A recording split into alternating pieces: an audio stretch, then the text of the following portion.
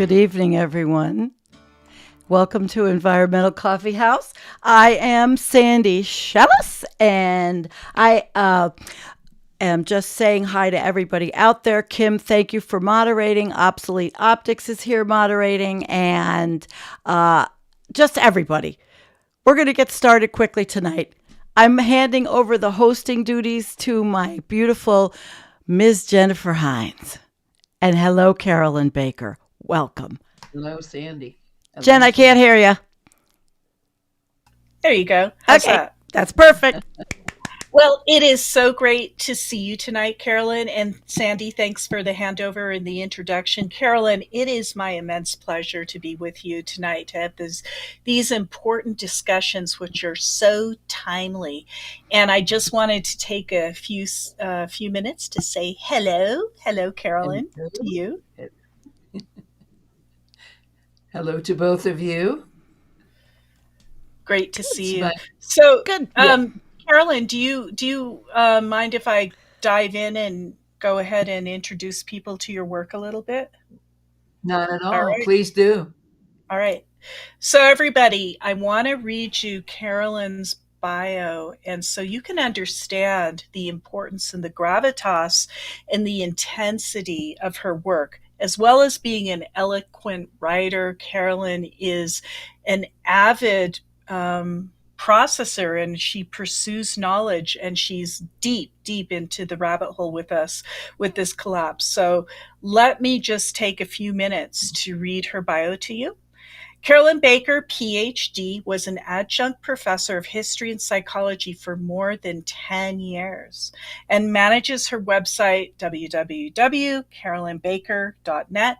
She was a psychotherapist in private practice for 17 years and is a student of ritual and mythology and has continued her personal meditation practice for more than 30 years. Carolyn offers life coaching, both locally and internationally.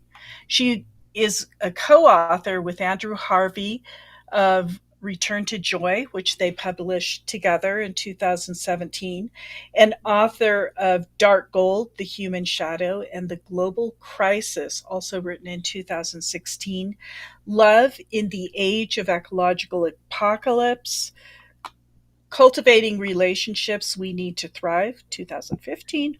Carolyn, you've been busy, girl. In 2015, she also co-authored Extinction Dialogues, How to Live and Deal with Death in Mind with Guy McPherson.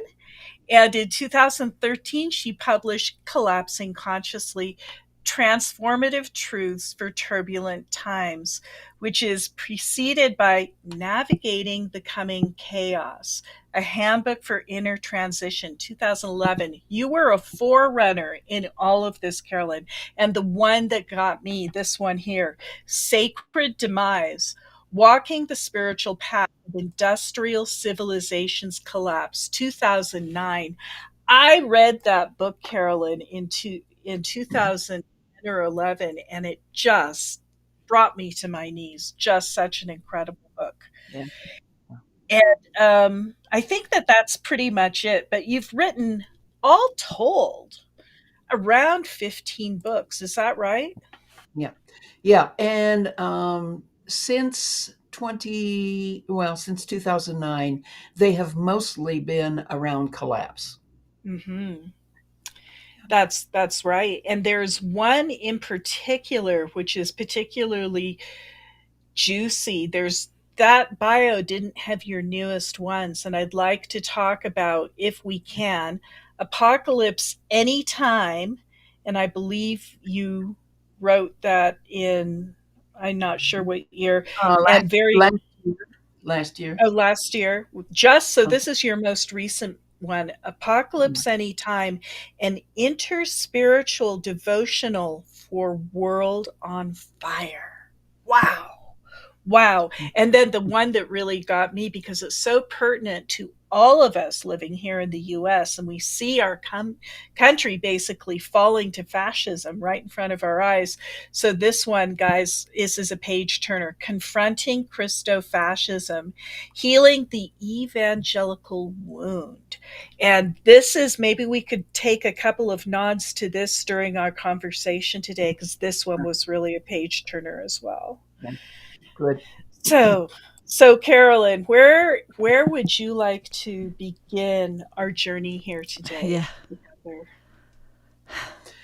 Well, I'm really open, but the one book that you did not mention, and I want to mention it because it's my favorite of all I've ever written, Oh, is Undaunted: Living Fiercely into Climate Meltdown in an Authoritarian World. And you know what, Carolyn? You and I did a show in March on the Christo-Fascism and Undaunted book. Okay. Yeah. So the Undaunted and Apocalypse Anytime really kind of come back to back because I wrote Apocalypse Anytime after Undaunted. And what I wanted to do with Apocalypse Anytime is really give people a toolbox for how do we live into this consciously, without losing our minds, without losing our spirits, and how do we navigate all of this consciously and with the support of each other. So the Apocalypse Anytime is an amazing toolbox in that way. oh, that is so juicy, so potent. And Thank you.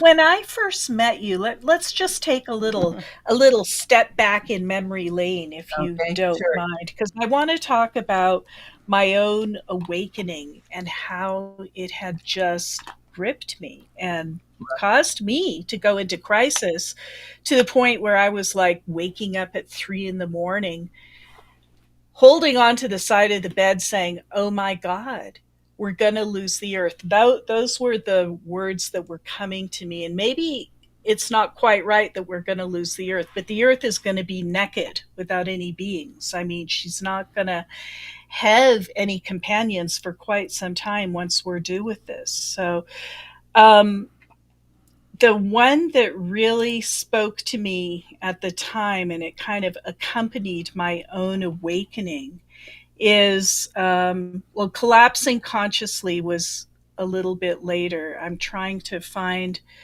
the one. Sacred Sacred Demise. Demise. Sacred Yeah. Demise. This book I read, you wrote this book in 2009, I believe, and it's Sacred Demise: Walking the Spiritual Path of Industrial Civilization's Collapse. And this got me where I was living. I mean, it was just like, oh my God, it was like when you're ready to hear something, you can just consume it and you just embody it almost Mhm. instantly. And I was really compelled to reach out to you. And I wrote you, I actually looked you up online. I'm like, I have Oh. got to talk to Carolyn. It was like a drive. Oh my And God. and I found out your email address and I reached out to you and I said, "Carolyn, just read your book, Sacred Demise. It was utterly amazing, and I'm just shaken to my knees. I need to talk to some people, not just read books. Do you happen? I happen to live in Boulder, Colorado, Boulder. about Boulder," and Yeah. and you wrote back and you said, "I'm in Boulder."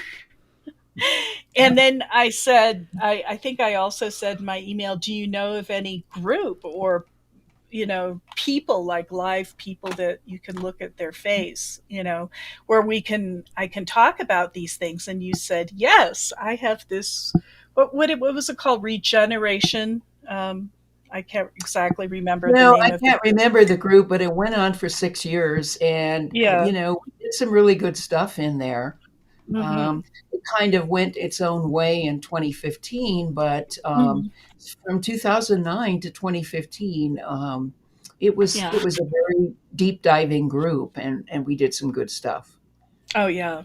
Absolutely. It was fabulous. So, um, I believe that I met you around either the end of 2012 or early 2013, I think so. because you were actually kind of like my coach a little bit. And it was in 2014 that, kind of more due to a challenge from a person that we both know, I came up with the methane monster for Corelight, and that was presented as one of the Yeah. seminars in Corelight.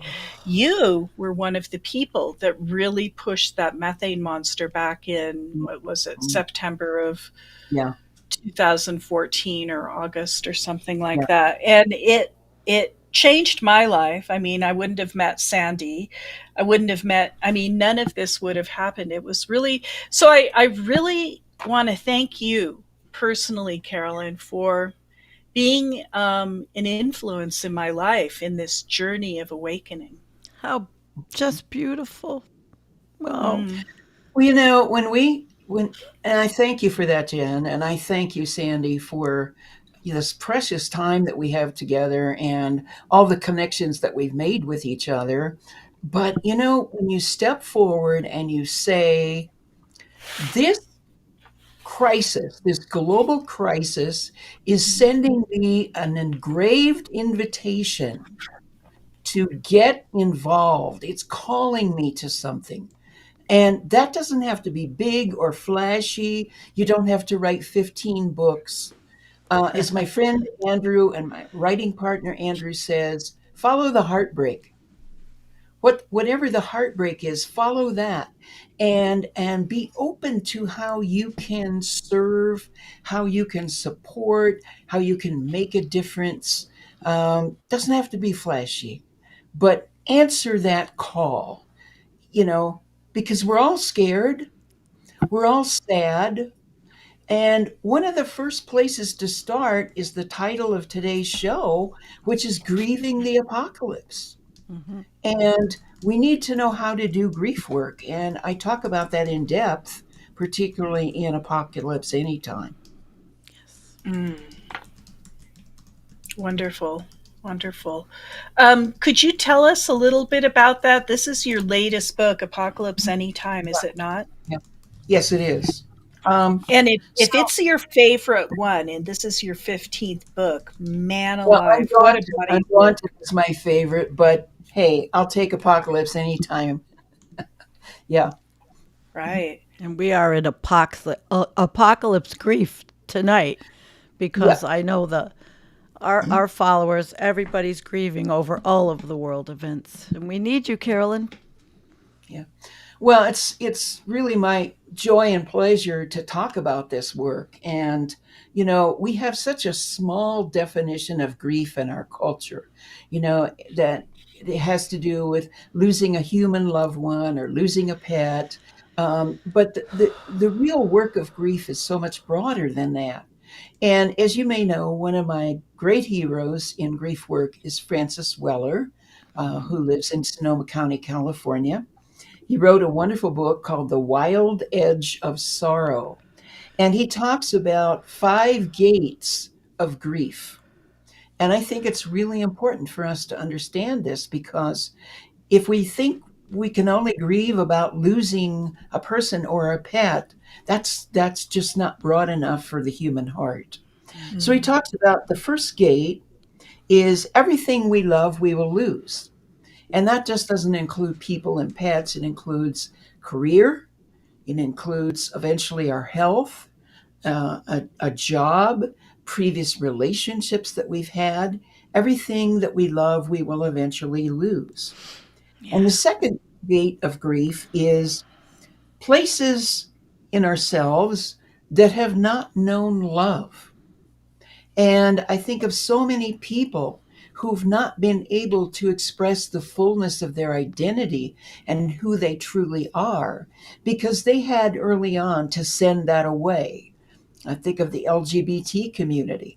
I think of people who are extremely creative, Mhm. but had to suppress that because, oh, somebody wanted them to be a geologist or a doctor. Nothing wrong with those professions, but maybe that was not your calling. Nevertheless, you had to send away who you truly were. The third gate of grief, and the one that we're really dealing with tonight, is the sorrows of the world. Mhm. We're all grieving those on some level. Even if we don't know how Oh, yeah. climate catastrophe is affecting us. It is affecting us. Even if we don't know how the Middle East war is affecting us, it is affecting us. The fourth gate of grief, what we expected but did not receive. Now, that doesn't mean that, we expected to be millionaires and we didn't get it. Right. That's not what I'm talking about. Right. What I'm talking about are um, um, things within ourselves that were not seen and appreciated. And I think of um, I think of the indigenous cultures around the world that have many different ceremonies that we are not privy to in our culture. And we really intuitively, instinctively are wired to have those kinds of spiritual connections with the earth and with each other. And in our culture, we didn't get that. So we have to kind of make up our own path as we go along. And that's something we need to grieve. And Mm. finally, ancestral grief. And I think part of what we're experiencing right now with the grief about the wars in the Middle East is we haven't fully recognized the grief of our ancestors. And even if our ancestors didn't come from the Middle East, they carried a tremendous amount of grief that for them Yes. was probably never resolved. And so today we're carrying some of that or a lot of that. And Absolutely. so we need to really look deeply at the grief of our ancestors and how we may still be carrying it. Hmm. Yeah, it gets passed down through the epigenetic code or something, doesn't it? I mean, it's like genes and heredity is a lot more fluid and mutable and can take on characteristics more than we thought. Right. And that's the whole thing Absolutely. with epigenetics. And you can also transfer the whole consciousness of grief from generation to generation. And you can find yourself saddled with a lot of very old programming. Absolutely. Absolutely. And I don't see grief as depression either at all. And I've talked about Well, that. as a matter of fact, Francis Weller comments on that. He says that a lot of people come into his office and they say, I think I'm depressed. And so he talks with them for a while and he says, you're not depressed. You're suffering from oppression, the oppression of your grief. And when you begin to allow that and you have a safe place to discharge that with support, um, you're probably going to feel much better. Yes, I feel that way. And, before I even met you, I did a piece. I spoke about grief. And then I find you, meet you, read you, and I'm like, oh my gosh, did I channel Carolyn before I even knew? I did. Did. No doubt. So I believe it was 6 years ago. It was in October of 2017 that the three of us met at your Yes, we did. seminar workshop. It was like a 3 day seminar workshop Right. that Yes. was In also Boulder. dealing with grief and Mhm. ecological collapse and all Yeah. sorts of things. And Sandy and I were both there, and you were the That's right. leader of that. Yeah. And Yes, Dean. along with Dean Walker, Hmm. we did Hmm. that workshop together. And gosh, we had about 25, 30 people there, including you two. And it was really sweet to have that Hmm. experience. Hmm. It sure was. Well, to this Yeah. day, it is one of the most important experiences I had, being able to cross the Rubicon in a way and Yeah. understand my own self and my own feelings. And I'm always struggling with it. And I'm grateful. So, Yeah. I do try it. Grateful is a big word, but it has to be because there are things that all of us are grateful for in our lives. Yeah. Sandy, do we have any comments? Do people, if you'd like to talk with Carolyn, please Well, put a Q or something? Right. I do have a couple of things. Do First of you? all, my dogs are goth. Hi, sweetheart. Hoped that your stuff is on Audible, and then she found out it is on Audible. So that's really great. So you can, if you want to listen to Carolyn, you're able to do that. And Karen Reese, hi, sweetheart. You said we are talking about the end of the world as we know it. Does anybody care to comment? Well, it's kind of, but she has a question mark after it. And it could be taken many ways because the world as we know it is in different wars than the world as our parents knew it. So, or different ecological things. So perhaps it is a question. Well, I would certainly agree that that's what we're talking about in part, the end of the world as we have known it.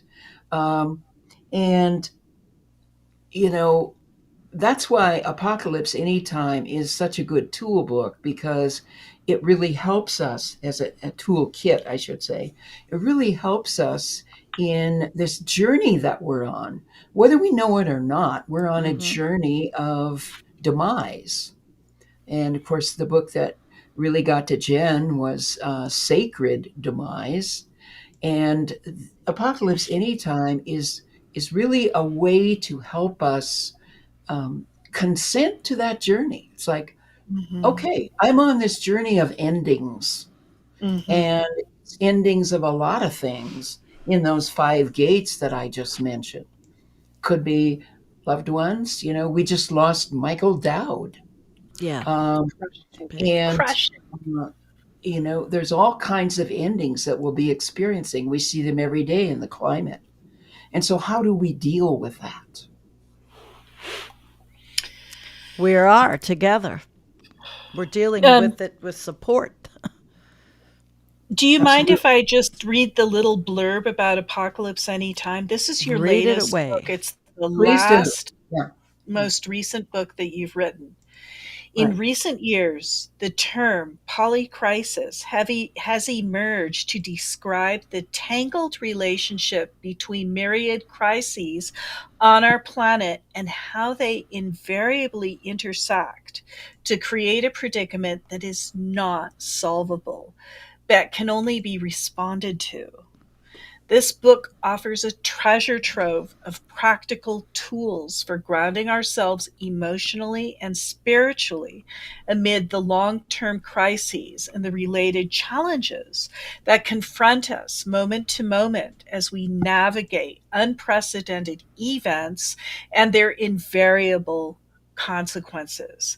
Apocalypse Anytime is the culmination of 15 years of the author's writing and research on demise of industrial civilization and its psycho-spiritual impacts on Earth's living beings. It offers a life-altering challenge for readers who are willing to accept the assignment. And maybe you can talk a little bit about that.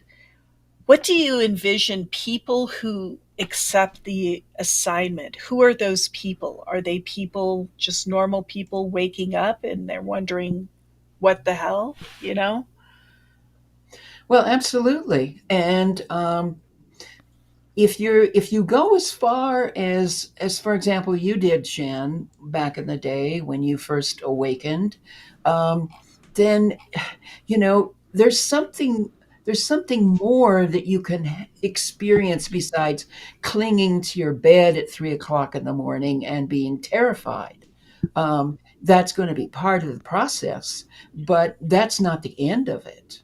That can be the beginning of working inside yourself, not just in the external world, but answering this call for this assignment, as I mentioned, that takes you deeper into yourself, which isn't all about me, and self-absorption or any of that. As a matter of fact, when we commit to doing that inner work, I think we become more compassionate people. We become more aware. We see our world expanded in a much larger way than you know previously it had been. Mhm. So, answering this call to do this inner work, anyone can do that. But really have two choices: do that work, or go back into denial, or become so absorbed in the Mhm. demise that we can't really live a rich and fulfilling life, maybe even take our own lives, or maybe just become so bitter and cynical that it's hard to really function. And it's sad because there's there's a whole genre on the internet, on television, the true crime genre.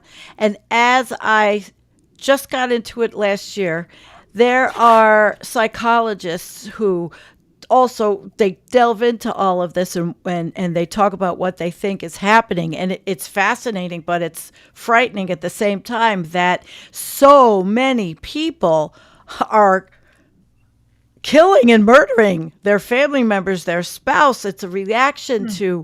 to our society, and we are broken, and that's Yes. another whole area. I mean, we this all this. Well, that's certainly, in my opinion, the reason for the explosion of violence and hostility toward each other. We're a whole planet that is in crisis, that is in demise, and so we can expect that people are going to erupt in these sprees of violence. And then we have a whole gun industry that is very happy to help with that. They don't want to do anything about it. um, and that's the only alternative that some people know, particularly if they're emotionally, mentally disturbed in the first place. And then I think that people getting involved in conspiracy theories, Hmm. because they don't know what else to do, contributes to that. Hmm. Um, you can take almost any mass shooting that we've had in recent years, look at the history of the person who did the shooting, and 9 times out of 10, they're involved in some kind of conspiracy theory that they have hung on to Yeah. in order to help them survive emotionally in these turbulent times. Hmm. What would you say to someone, Carolyn, who, like me, for example, who has cried over and I had to get away from what I was seeing. I mean, I remember growing up younger, the different wars, Vietnam War, we saw it in the newspaper, 6 o'clock news, but it wasn't Right. 24/7. Then when you see all of the stuff that you see on social media, you have to just get away from it. But what would you say to someone like me who is feeling an immense grief and almost cringe at what is being done? What do you say to me who cries too much? Mhm. Well, I would certainly say, Sandy, that you need to take a break from it.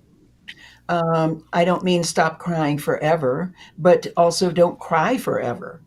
And find as much joy in your life and connection with other people as possible. Really take good care of yourself, and connect with other people who are taking good care of themselves. And Um, and yeah, you're going to cry, because in many ways, grief is forever. And anything as huge as losing our entire planet, yeah, we're going to cry a long time, but not all at once. no. Take breaks from it. Take care of yourself, love other people, find that calling. Like you, Sandy, have this wonderful calling of doing this show. Thank God for you. I really Hmm. appreciate you and bless Don't make you. me Bless cry. you. Sorry. Good. It's so true. I mean, honestly, Sandy has spun this whole world out of her fevered Yeah. imagination. And here Yeah. we all are, products of, who knows what, heeding the call. And Sandy has assembled quite an amazing community of like minded people. And It's That's it's a nice. blessing. It's Thank you. really a blessing. And Beautiful. it has created a closeness and a friendliness in the community that cannot be underestimated, really. And Absolutely. we are expanding because I have met these amazing people out there, like My Dogs Are Goth and Christy and Public Utility, and people that are coming here now from a different thing I'm doing. Carolyn, you may not know, I'm actually doing something out of the Doomosphere on Wednesday nights with a group of progressive young people, which is amazing. And we go from comic books to movie reviews and talking about solutions for homeless communities. So there's a lot more. And yeah, so I'm not just focusing, but I know that other people feel like me and have this, and we did need you tonight. Well, my pleasure to be here. Thank you. So, Do we have any Carolyn, more where questions? shall we? Yes? I was wondering if we had any more questions coming in Well, let's see. or I've got a comments. lot of well, here, I don't know when Public Utility said live for death, no thanks. I don't know if anybody actually said that, live for death. We are going to, but we are living for what's given and what's in front of us right now. Our friends, our pets, our homes, even our jobs. And I know as much as people want to say, bullshit jobs, but I let Carolyn, let me see. How about the Tommyist, who is a big fan, Carolyn, of yours? The end of the Great Acceleration, despite what our singularitarian brothers contend. Do you understand how to? He No, I don't. quoted that. I don't either. Tommyist, if you could tell us a little bit more about that one. Rollin Switch has said, I have memories of horrifying industrial pollution and destruction from 5 years old. And he is in our age group, Carolyn. What would you say to that as remembering that? Well, I think lots of us have those kinds of memories. And, um, what do you feel about that? It's like we have to really filter many of our experiences through our feelings and deal with the emotions behind that. We've all had some kind of pollution all of our lives. So are we angry about that? Are we sad about that? And then what can we do for ourselves and for our communities? Okay. It was people who believe in the technological singularity, the idea that technology will create a paradise. That's what Tommyist was meaning. Okay. Well, they're wrong. None of that is going to is going to solve what we're facing or create paradise. And again, what do we feel about that? Well, um, you know, sometimes I laugh about that, Mhm. but then I realize a whole bunch of people in power are taking that seriously. So then I feel kind of scared, and it pisses me off, and blah blah blah blah blah. So there's my feelings, and I have to deal with my feelings. Mhm. And Yeah. and we do. Yeah, I always say that the technological people, it's happening no matter what. And yeah, they are, I mean, I respect many people that are looking for answers and solutions, no matter what the bigger picture is, because there's a lot of ingenuity out there. And there's a lot of people with good hearts that are looking for ways to soften the blow, maybe right, land a right. little bit better. Yeah, Even the homesteaders, even the people that are out here in the middle of nowhere like me, we're looking at next summer, the futures of our farming, the changes that are going to happen because of our climate. It's always right, we can always find positive things. right. Absolutely. Absolutely. All right, let's see. I know there was another one, and I definitely want to pick this one. I'm going to find Carolyn. What are some preparations we can make to deal with the impending doom of the planet? Well, that is exactly what my book Undaunted and Apocalypse Anytime are about. They are toolboxes of preparation and and maintenance for living into what we're facing. So I would just say, go dive deeply into those books. There's so much you can do to live consciously into what we're facing, and to do that with love and support. All Yeah. right. And if I can just read a little blurb about Undaunted to give it Beautiful. a little bit of publicity. Inhabitants of planet Earth are confronted with the reality that by 2050 or sooner, large parts of the Earth could be uninhabitable. We are indisputably living in the sixth great extinction.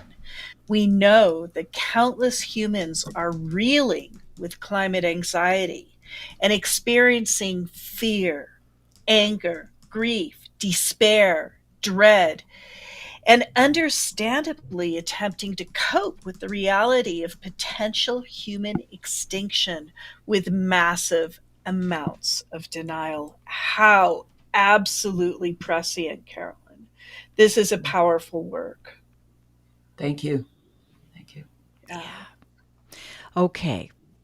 Uh, let's go to. Oh, this is very good because we have all ages in the audience. Yes. And this is how can the younger generation grieve for losing what they've never experienced? Well, that's exactly what the fourth gate of grief is, what we expected and did not receive. Mhm. A younger generation is expecting a world where they can thrive and survive. That's just a natural impulse of humanity. And they're not going to have that. So there's tremendous grieving there. And, it's really important that young people join with each other, not only to do things that will soften the blow, but also to recognize their sorrow for what they're not going to have. Mm. I Crushing. I find that a lot Absolutely of young crushing. people already are in that boat. I talk to Yeah, many, yeah, many young people who, as I have a daughter, and they don't already have what we had, what my parents had, because of the socioeconomic problems. And I'll speak as, to the United States and the billionaire class ever widening and the income inequality, everything that Bernie Sanders and interestingly Jared Brock, who I did a show on, say. And so they don't. So the young people, they have my heart, but they're finding ways to live full lives. Many people are despite what's right. changed, but it is not quite fair. But I would say that there's a very large number of young people who know exactly what's ahead of them, and they've turned to drugs and substances in order to survive, in, not to survive, but in order to soften the blow for themselves.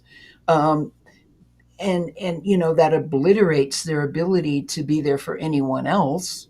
It obliterates their ability to be on any kind of inward journey. So we have to take Tough that one. in consideration as well. And I would just encourage young folks to really allow themselves to grieve. And one of the places that I want young people to consider looking to is the Good Grief Network. Mhm. People younger than us, Laura and Amy, who founded that website and do some incredible work with folks around grief, and particularly young folks. Okay, that's Mhm. great. I have read them. And I think that's really what I put it in. I just wrote it in the chat. We'll Yeah. put a link And in the show notes. and Sandy, they also Hmm. came to Carolyn's workshop series that Oh, where I did. we met. Yeah, Remember? I you're They there. remember them. Remember?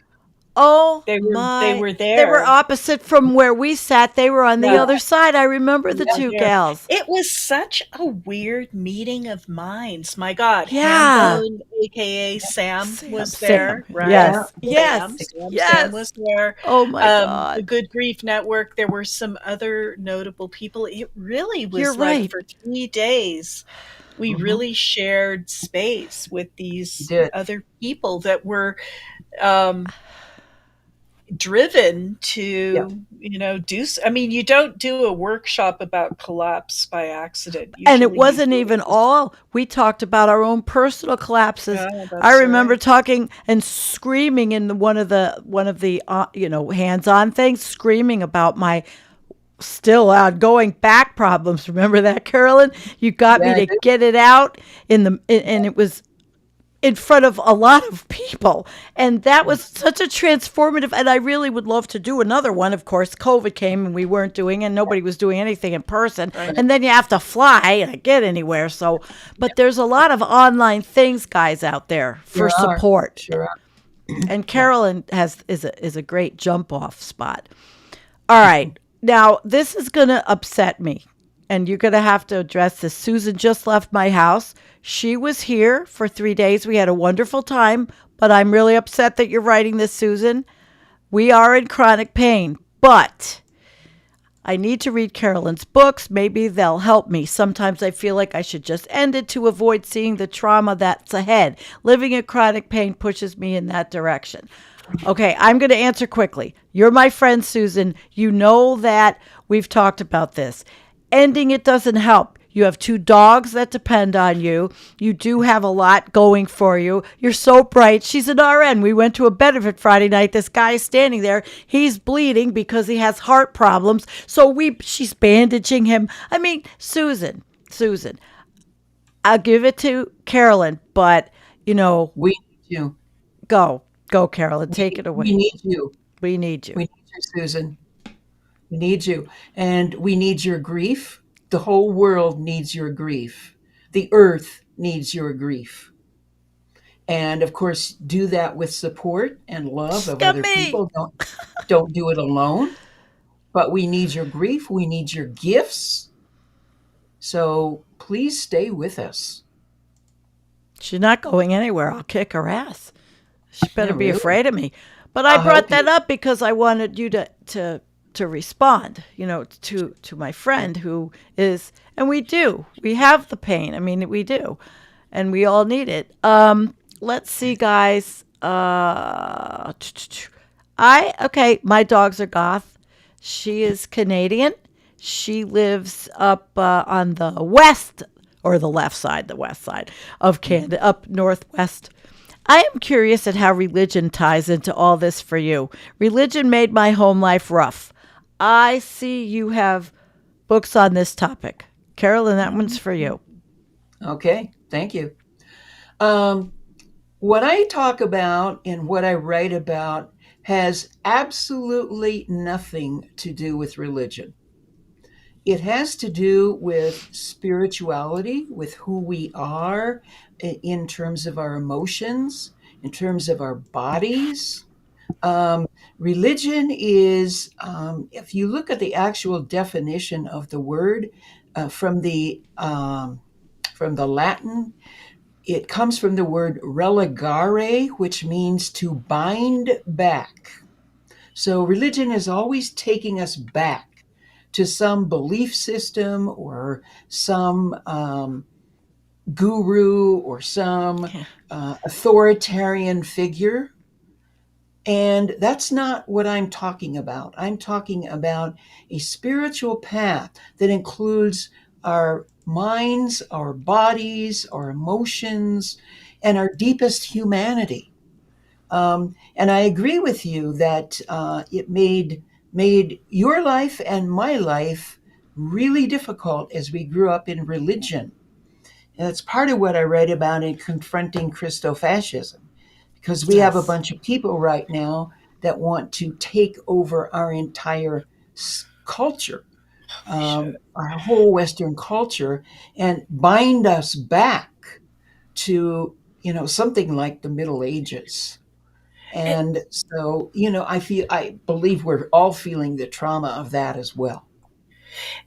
Carolyn, I have a question about that. So, we're talking about your book, in particular, Confronting Christofascism, Healing the Evangelical Wound. And I know you have some visceral experience with the evangelical wound, and it really drove you to be the person you are today as part of your awakening. Can you talk about, in particular, and I think this might be more America question, but evangelical wound, what is it, and how does one heal it? Well, in the book, I talk about how, before the late 19th century, Protestant religion in America was just basically about going to church and trying to be a good person. But as World War One happened, and certain people in the Protestant movements were beginning to become really terrified of the changes that were happening in society, like women getting the vote, like a war that they had just gotten through, um, and the 1920s was a period of just, okay, we had a war, now we're going to celebrate, now we're going to party, and it was kind of a decade of people just loosening up. And those changes were very scary for super religious Protestant Christians. And so, this movement began to develop in which they were trying to push back those changes. And some of those people were actually veterans of the Civil War. Mm-hmm. And there was a clan element in all of that. There was a Southern mentality in a lot of that, and a real anti-woman um, flavor in all of that. And it's kind Mm-hmm. of like we have to control society because it's going to become anti-Christian.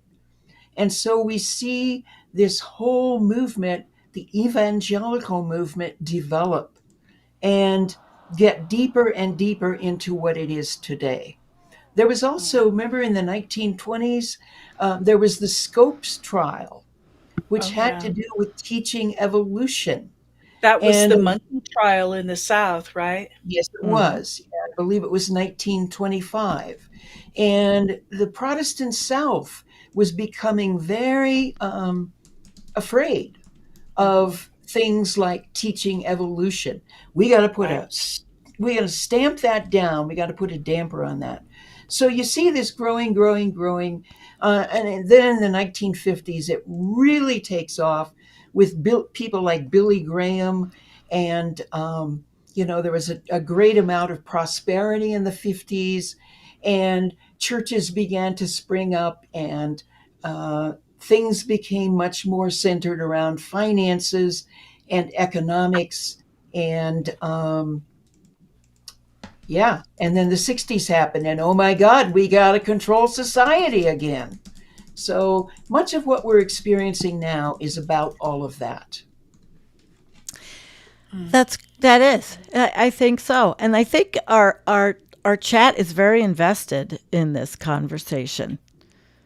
How about anti-corporatist and got suckered into backing Trump, the literal antichrist? I guess we had to have a little levity in there. I don't know. Where's the well with him? It's more like the horror game. Yes. No kidding. Yeah, a lot.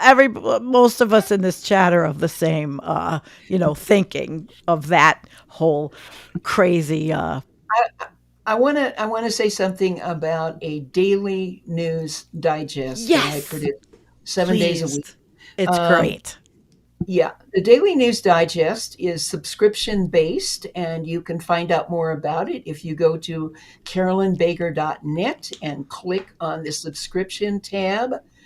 Every day, I put out news that focuses on economics, the environment, world events. I give an anti democracy report every day, and also focus on culture. And then at the very end is an inspiration section, because after all that, who does not need an inspiration section? So I put some inspiring stories in there, some videos sometimes. Um, and then on Sunday, I publish a Sunday post, Which is uh, great. in which I have one story that, again, provides some kind of inspiration. So check that out. And also just be aware, if you want to talk more deeply with me, if you think you might want some coaching, you can reach me at carolyn@carolynbaker.net. Okay, let's see. Questions. Guys, we're keeping it probably under an hour tonight because everybody has things and it's early. It's not like 9 o'clock. Uh, Robert Forsyth, there is no need for grief. What we are never dies. What we are never dies, but lots of things around us do, including our planet. And so there is absolutely a desperate need for grief. Every indigenous culture in the world back in the day knew this, and many still do. So we desperately need grief, and we need each other's grief, and the earth needs our grief. Okay.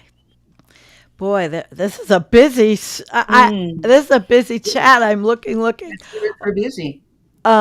Yes, it's great. All right. Carolyn, which thing on your bucket list did you not do yet? I am very attracted. I don't know why, but I'm very attracted to the Yorkshire area of the UK, of England.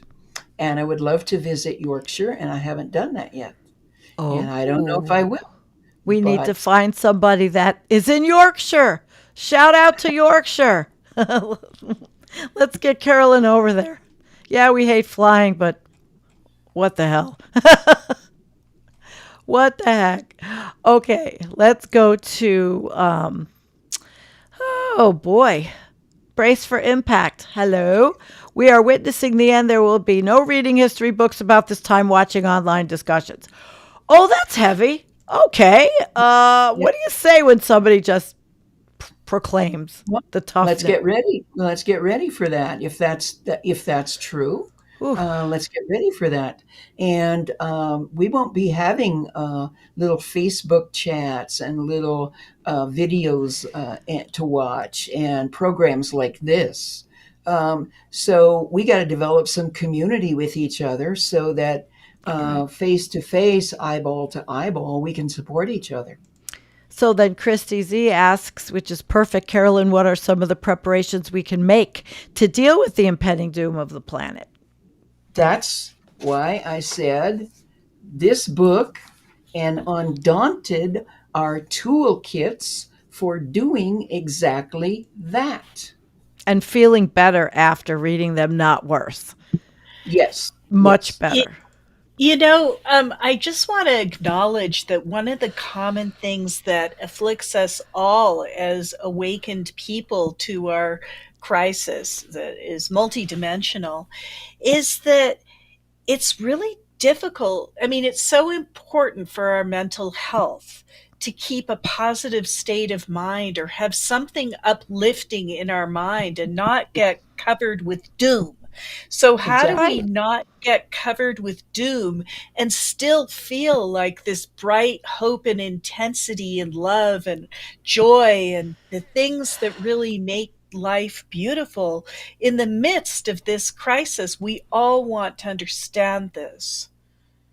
Well, it's going to come and go.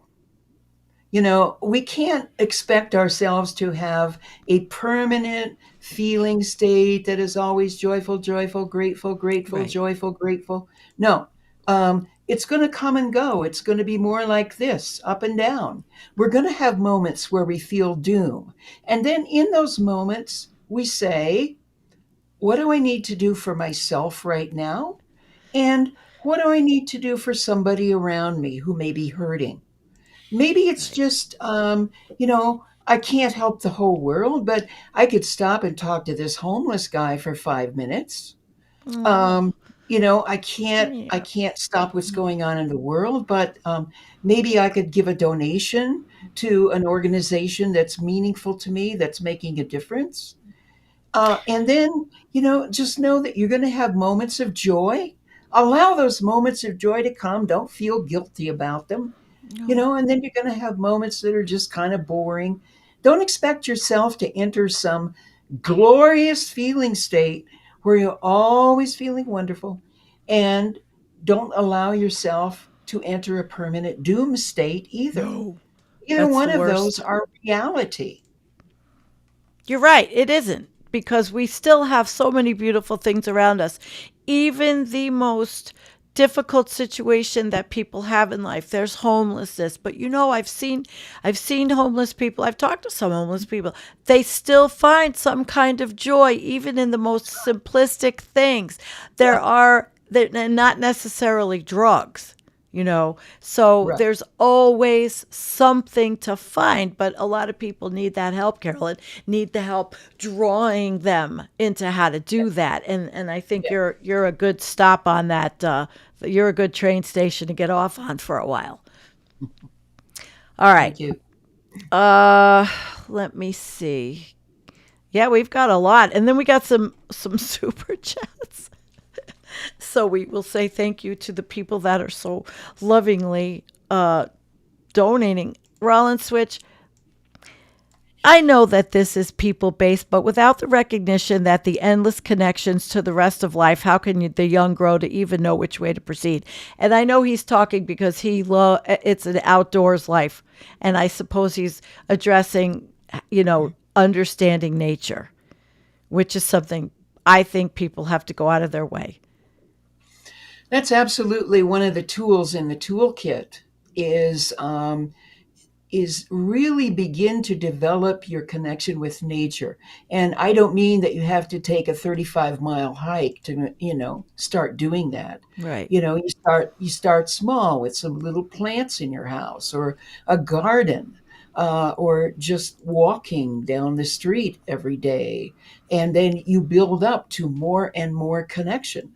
And one of the things we did in that workshop back in 2017, and I try to do in a lot of my workshops, is we went outside and we talked to the earth. We talked to trees. We talked to birds. Yeah, Uh, me too. and listen to them. And despite how foolish your ego feels, you ask that tree to speak to you. What would you like me to know? What can I do for you? Yeah. Yeah. Yeah. I feel that one. And it's Hmm. not that hard. It No, isn't. no. Okay, let's see. Da, da, da, da, da. Climate. Oh, he was okay. When you said he's referring to Channel Warhorse. Hello. Climate is a job? Good grief. Who created these jobs? Another. Oh my God. Hi, y'all. Yeah, Channel Warhorse, faithful follower. We love you. You always come up with some wild stuff. Tennessee Jet, life is worth the admission. Charge at least. Right. Yeah, so already people are feeling a little bit better. Just a little bit better. Now, here's our friend Carl. My only problem is I've moved through the grief and I'm fighting for solutions. Well, that's not a problem. Carl Well, is the Eco Modernist Network. I follow okay. them, I learned. Okay. Number one, you have not moved through your grief because grief is forever. And you can do solutions and grief at the same time. Stop making them binary. Okay.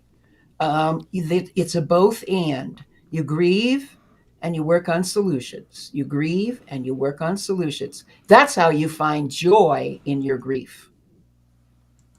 I like that. I like that a lot. So I hope that was good for you, Carl. I do. I really do. Well, let me read the super chats and say thank you. Jed, good grief. Charlie Brown, $5. Thank you, sweetie. It all goes to Oh, the channel to do this, and everybody knows that. Nadia, She says Star Trek defeated by peak everything. The colonized world struggled for freedom defeated by climate genocide. How do we understand the scope of what we're grieving? Is it even comprehensible? And I just want to say thank you, Nadia. Nadia is a very prolific commenter in our Discord chat that Obsolete Optics moderates. So thank you, Nadia. You have taught me a bit, quite a bit. So how do we do? Would you like me to read it again? I see it in front of me. We don't have to understand the scope of our grief. We just have to allow ourselves to grieve about one thing, and then the other things will quite naturally come in. And we don't we don't allow ourselves to be overwhelmed by it. Mm-hmm. We just simply accept that we're grieving. Right. And that the scope is larger than we can possibly imagine. And I want to read something here, which I think is very, very important as we consider all of these topics. And this is a poem by a friend of mine in California named Larry Robinson, and it's called Falling. In these awe-filled days of fire and flood, we watch and wait and wonder when that fierce hand might reach at last for us. Those of us not yet touched by calamity quake, knowing in our bones that though we may be spared this time, time will level us all. No magic amulets, no prayers, good deeds, or good looks can promise protection from our terminal condition. And those who have watched a child swept forever from our arms, or fled the flames that swallowed our hopes and our memories, or hid from the bombs or the predator's gaze, know that nothing now will ever be the same as if anything ever were. For all of us are falling, like ashes, like rain, like petals or leaves, but we are all falling together. And if we knew in truth there was nowhere to land, tell me, could we know the difference between falling and flying? That was beautiful. Thank you So for sharing. I have two more. Thank you, Kanel Frump. $10. Thank you for this clarity and compassion. You're welcome. My pleasure. And thank you for being here. And Tina, thank you. Tina. Now, she said 165. They're having a conversation in the chat because YouTube's analytics and likes and all are off, but I would love 165,000 likes. So thank you, sweetheart. Thank you. We're going to try to keep it down. So what I'm going to ask is I'm going to look and see if there's anything more pressing. And I want to say hi to Kameshwari Kate, by the way, and BCat K, you don't like my music. And thank you, Rollin Switch. We have one more question from him, and he does lead us down to good. Does modern isolation and the lack of individual importance amplify grief compared to tribal involvement? Absolutely. Absolutely. So we need to create those tribes for ourselves as much as possible. And maybe it's an online tribe like you have here. Mm-hmm. And maybe it's a tribe that's live and in your personal vicinity. In any case, we need support. We should not be grieving alone. We should be grieving with each other. Thank you. Okay, well, Jen and Carolyn, I'm going to give you guys the last words because honestly, there's a lot going on. Everybody has been wonderfully speaking with each other in the chat. It's been really great. It's thank you, Carolyn, for inspiring this. You're very Absolutely. welcome. And Carolyn, I wanted to let you know what an immense pleasure it was to have you on today. And it's so important to have these conversations. So thanks for joining with us today. And thank you for all your work over the last 15 books. You're Absolutely. very welcome. Thank you for having me. Oh, we love you. We absolutely love you. And I'm going to go on, and I think I'm going to go on to a little bit more upbeat goodnight music. And I will see you on Tuesday night. And Jennifer and I will be back again Friday night. All right? All right. Love you guys. It's been great.